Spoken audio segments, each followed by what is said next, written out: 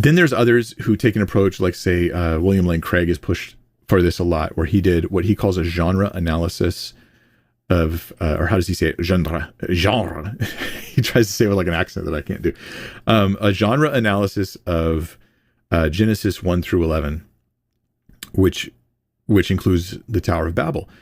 And in that analysis, he concludes that this is, and he uses a term that will throw everybody off. So before I tell you the term, let me explain what he means by it. Then I'll tell you the term, because if I tell you the term, you won't hear me explaining what he means by it. What I think he means by it is this. These are rooted in history, but the stories are being told in a symbolic fashion, like to create archetypes to teach lessons. So we're trying to take what really happened and explain it in a way that's teaching. This is my simplification of what he's saying. He probably would not say it this way. He'd probably tweak it and even disagree with me a little bit. Okay, this is Mike Winger's version of William Lane Craig's approach. But they're like, take the story of, say, Adam and Eve, and you go, in the big picture, yes, there was a real Adam and Eve. They were real historical figures. We are really descended from them in history. But was it a literal tree? Did he really put Adam to sleep and physically create Eve in that exact fashion? Or is there some of this that's more like archetypal and like symbolic?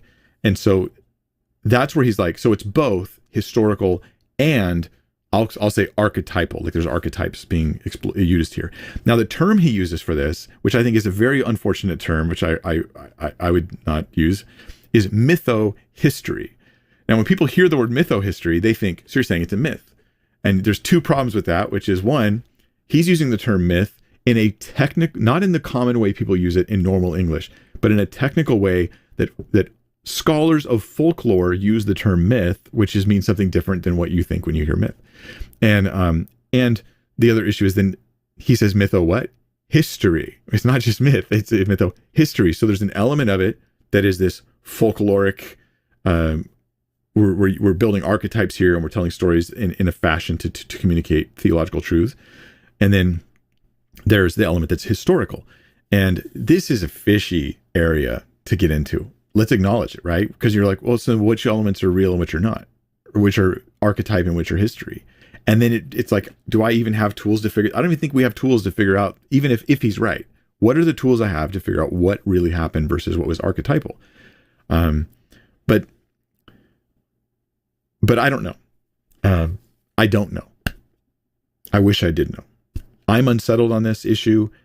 Have we misunderstood at all Genesis and the genre analysis of ancient material that we have in the text? Possibly. I'm not sold on it. I'm open, personally. So there's my thoughts on that.